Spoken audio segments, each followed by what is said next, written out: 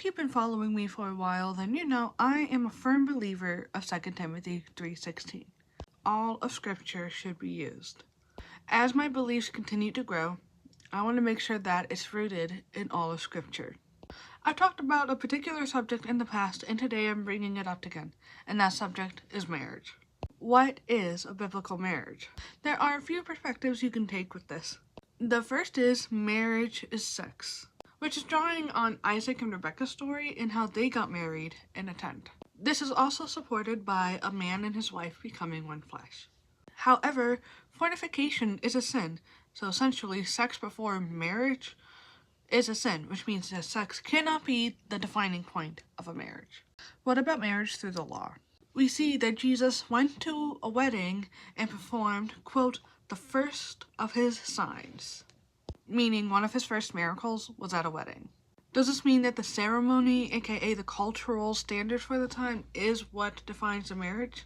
This can be supported by the fact that in the very beginning, God had presented Eve to Adam. At the very least, our beliefs should reflect that the ceremony is something you should do for marriage. But here's the part that has me questioning whether or not the wedding ceremony defines a marriage. God is a just God. He's not going to do favoritism. That's why he's just. So why was it that Mary was pregnant before she was married? Pregnancy is a result of a fertilized egg implanting in the uterus, and an egg is fertilized usually through sex. Now, I don't think God had sex with Mary because that's not in Scripture.